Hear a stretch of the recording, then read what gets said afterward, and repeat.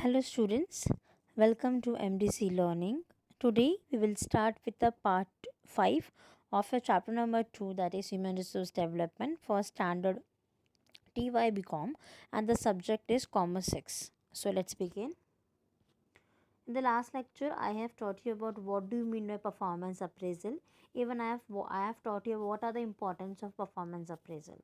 I hope you don't have a doubt till there. So a new thing for performance appraisal for today, that is methods of performance appraisal. How we can evaluate a performance appraisal with the help of all these tools. Correct? So there are mostly two types of a method which is using in our day-to-day lives in a company. The very first one, that is traditional. I am so sorry, it's long, it is rotated. This is a traditional method, and second one is a modern method. So in a traditional method we have lots of traditional methods which helps our community, which helps our company to evaluate a particular employees.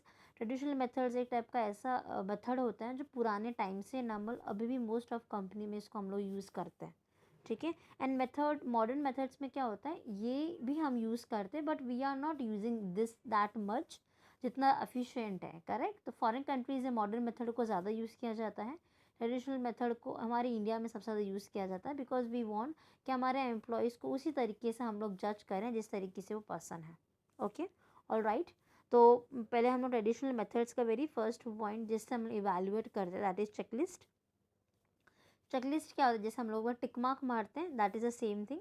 तो मैंने suppose आपको कोई employees को आपको performance appraisal को check करना है, तो उस आप राइट डाउन करोगे कि उसका स्ट्रेंथ कितना है. चलो इसका स्ट्रेंथ है, टिक मार्क किया. उसकी वीकनेस क्या है, लिखा, फिर आपने टिक मार्क किया. तो एक एक पॉइंटर्स को आप लोग चेक करके उसमें टिक मार्क मारते हो. अगर उसमें नहीं है तो आप क्रॉस करते हो, अगर है तो आप उसको नॉर्मली टिक मार्क करते हो. तो इसी तरीके से हम लोग प्रॉपर तरीके से ट्रेडिशनल मेथड के अंदर चेकलिस्ट का ज़्यादा यहाँ पे यूज़ करते हैं. सेकेंड ट्रेडिशनल पुराने टाइम से अभी भी चलता आ रहा है, that is confidential reports. Confidential reports एक टाइप की रिपोर्ट्स होती हैं इन अ समरी टाइप में, जो मोस्ट ऑफ टाइम पे एचआर डिपार्टमेंट्स न तो जो हेड ऑफ द डिपार्टमेंट्स होते हैं वो मोस्ट ऑफ टाइम पे रखते हैं. And whatever you are doing in a day, whatever you are doing in a year, they are making a report of each and every employees. They are checking how you are working, how your way of working is been done, how your attitude or skill has been there, are you good for another department or not. तो proper एक confidential report, बस secrecy report होती है जो हमेशा HRD या top level leader या normal जो उनके पास में होती है, and they just evaluate just checking you out. ठीक है. Third one that is ranking method. मैंने रैंकिंग बना दिया, मैंने आपको 1 to 5 में रैंकिंग मेथड रखा. सपोज 5 एम्प्लॉयज़ है तो मैंने उसमें से किसी को फर्स्ट दिया, किसी को सेकेंड दिया, किसी को थर्ड दिया. तो अब लोग आपको रैंकिंग मेथड बनाते हैं या आपके अंदर ही नंबर 1 2 3 5 करते हैं. वो लोग देखते हैं कि आपका कम्युनिकेशन स्किल व बेस्ट है, नंबर 1 दे दिया. आपका आप लोग पंचुअल नहीं हो तो आपको नंबर 5 दे दिया. तो मैं रैंकिंग मेथड पे नॉर्मली आपको यहाँ पे जजमेंट दे रही हूँ. Next one that is graphic rating skills. Graphic rating skills में मतलब हम लोग स्टार मार्क बनाते हैं ना, रेटिंग देते हैं हम लोग, इस 5 में से 4 स्टार मिला, 5 में से 3 स्टार मिला. तो हम लोग ग्राफिकल वे के अंदर with the help of audios और विजुअल तरीके से हम लोग यहाँ पे उनको रेटिंग सिस्टम्स देते हैं ताकि उनको और डिटेल में समझ में आ जाए what we wanna do it. Correct. तो इस तरीके से नॉर्मल ट्रेडिशनल मेथड्स में मोस्ट ऑफ टाइम पे वो लोग वर्कआउट करते हैं, नॉर्मल टिक मार्क कर देते हैं.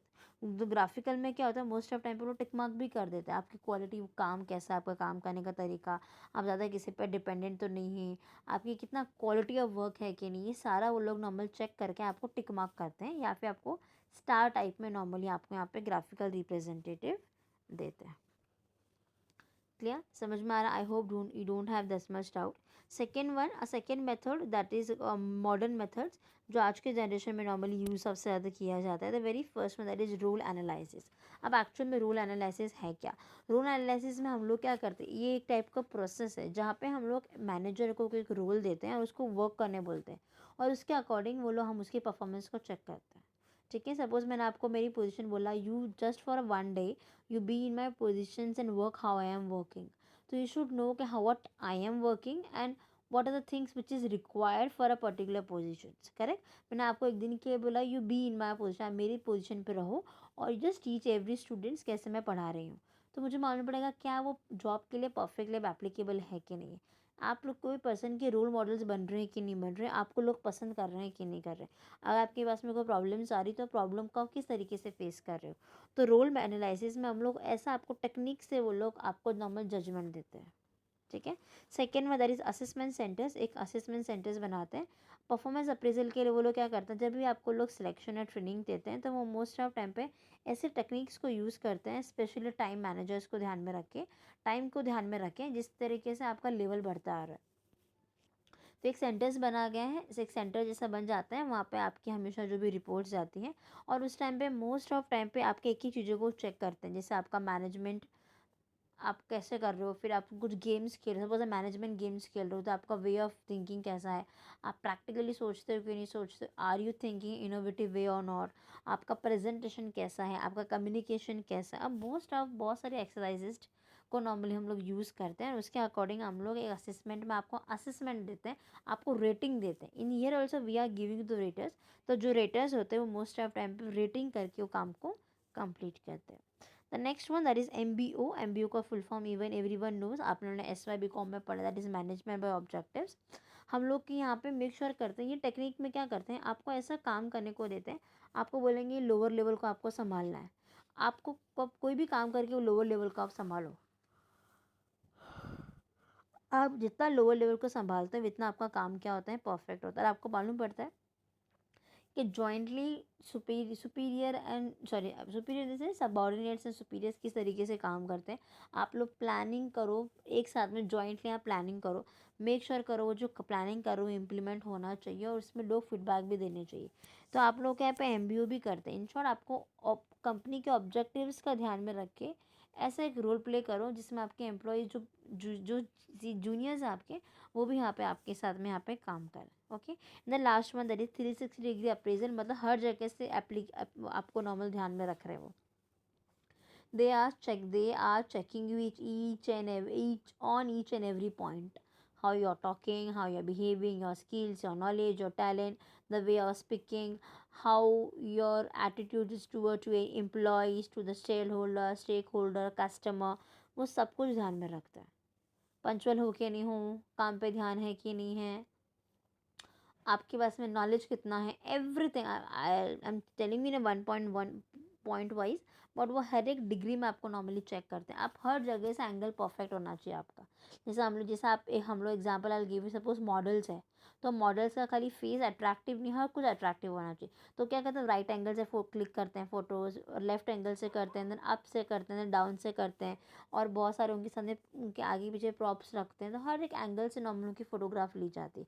उनका हर एक एंगल परफेक्ट होना चाहिए। मैड एंगल जैसे कैसे तीनों परफेक्ट होता है, एग्जैक्टली वैसे हर एक एंगल आपका परफेक्ट होना चाहिए, तब जाके आपको वो लोग यहाँ पे यूज़ किया जाता है। मोस्ट ऑफ टाइम पे बहुत बड़ी ऑर्गेनाइजेशन में, लार्ज एम्प्लॉयमेंट में, लार्ज प्रोफेशनल लेवल्स में नॉर्मल 360 डिग्री का नॉर्मल यहाँ पे यूज़ किया जाता है। I hope you don't have a doubt. अब new topic that is potential appraisal, which very much similar to your performance appraisal.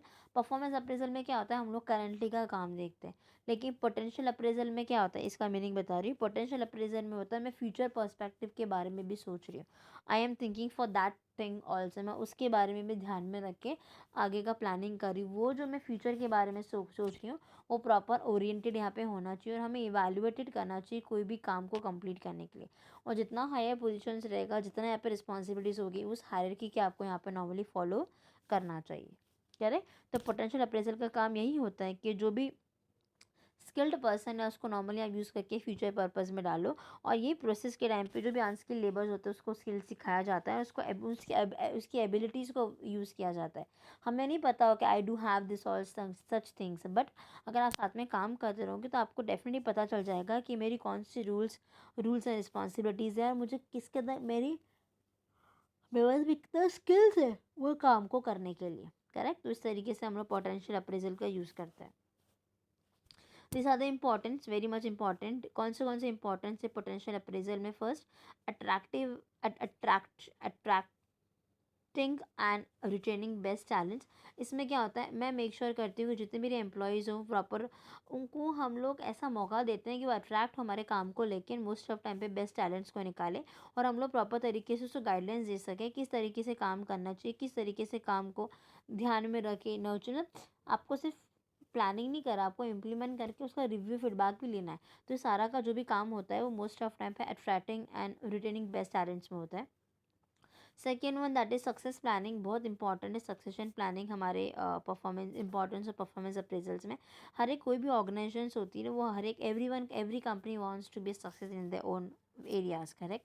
तो सक्सेशन का आपको प्लानिंग करना, हमको आइडेंटिफाई करना पड़ता है कि मेरी कौन सी स्ट्रेंथ है, मेरी वीकनेस कौन सी है। अगर वीकनेसेस को मुझे मालूम पड़ता है, उसको वीकनेसेस को मैं ट्रेनिंग में कन्वर्ट करती हूँ। आई एम मेकिंग श्योर कि जो भी मेरी कंपनी काम कर रही हूँ प्रॉपर एक सक्सेस को एक्सेप्ट करके नॉर्मली ऑर्गेनाइजेशन आगे बढ़े। तो मेरे को मेरे एम्प्लॉयज़ को सारी एबिलिटीज़, स्किल्स, नॉलेज, टैलेंट सब कुछ होना चाहिए मेरे एम्प्लॉयज़ को, तब जाके प्रॉपर तरीके से पोटेंशियल भी अप्रेजल होता है। पता मैं फ्यूचर के बारे में सोच रही, if my employees don't know how to know complete that work, how to do that work, I am giving them a proper training जिस तरीके से वो काम को करेंगे। तो आप उसका प्रेजेंट तो ध्यान में रख के हो by giving them a training, but आप फ्यूचर के बारे में भी सोच रहे हो कि अगर आज मैंने इस एम्प्लॉयज़ को सिखाया है, बताया, तो डेफिनेटली मेरे फ्यूचर के लिए भी एकदम बेस्ट होगा, करेक्ट। तो हम लोग को यहाँ पे सक्सेशन प्लानिंग में प्रॉपर तरीके से मैं आइडेंटिफाई करती हूँ किस तरीके से मुझे यहाँ पर ट्रेनिंग भी देना चाहिए। तो third one that is identify training needs. जैसे मैंने आपको बोला सक्सेशन प्लानिंग में, अगर मेरे एम्प्लॉयज़ को लग रहा है कि उसके पास में थोड़ा कुछ कमी हो रही है, परेशानी हो रही है, तो जो भी नॉलेज है, क्वालिटीज़ है, जो भी क्वालिटीज़ है उसके अंदर, अगर वो भूल के है कैसे काम करना है, तो मैं नॉर्मल उसको मैं रिकैप कराती हूँ, वापस पॉलिशिंग करके उसके अंदर नॉर्मल फोकस करें। Every one know how to बात का, every one know how to communicate, but you don't know how to communicate in a better way. तो बेटर वे को आने के लिए मैं नॉर्मल आपको ट्रेनिंग दे रही हूँ। जैसे हम सबको ABCD बोलना आता है, पर आपको शायद सेंटेंस फ्रेम करना नहीं आ रहा है। तो हर एक को अगर ABCD बोलना आता है, तो क्यों ना हम सेंटेंस फ्रेमिंग करना सीखें। उससे क्या होगा, आगे के बारे में भी हम लोग नॉर्मल यहाँ पे ध्यान दे सकते हैं। Is it clear. तो आइडेंटिफाइड ट्रेनिंग नीड्स में मोस्ट ऑफ टाइम पे ऐसा होता है कि ट्रेनिंग हम लोग नॉलेज को इन्हांस करने के लिए होता ही है, लेकिन साथ साथ में हमारे अंदर पॉजिटिविटी डालने के लिए भी हम लोग यहाँ पे ट्रेनिंग का मोस्ट ऑफ टाइम पे यूज़ करते हैं। And the next one, I think the last one, that is compensation packages. Potential appraisal में मोस्ट ऑफ टाइम पे क्या होता है, जो भी मेरे मैनेजर्स होते हैं, मैनेजमेंट्स होते हैं, वो कुछ ना कुछ टैलेंटेड एम्प्लॉयज़, जितना आप टैलेंटेड होगे डेफिनेटली आपको इतना फीडबैक, आपको इतना सैलरी, आपका डेजिग्नेशन टोटली मिलने ही वाला है। क्योंकि आपके कंपेंसेशन पैकेजेस बना के रखते हैं, जिसमें आपको बोनस होते हैं, हाई सैलरी देते हैं, आपको कुछ एक्स्ट्रा देते हैं, इंसेंटिव करते हैं, आपको अलाउंसेस देते हैं। उस तरीके से क्या आता है, आपको मज़ा आता है काम करने के लिए, आप मोटिवेटेड होते हैं, और कहीं ना कहीं वैल्यू मेक श्योर करते हैं वो पोटेंशियल को काम करने के लिए। Clear? I hope everyone understood this point. Today we have learned about what do you mean by performance appraisal and the methods of performance appraisal. Even we have learned about what do you mean by potential appraisal and what are the importance of a potential appraisals. I hope you don't have a doubt until here. In the next lecture we will be learning about our next topic. Thank you.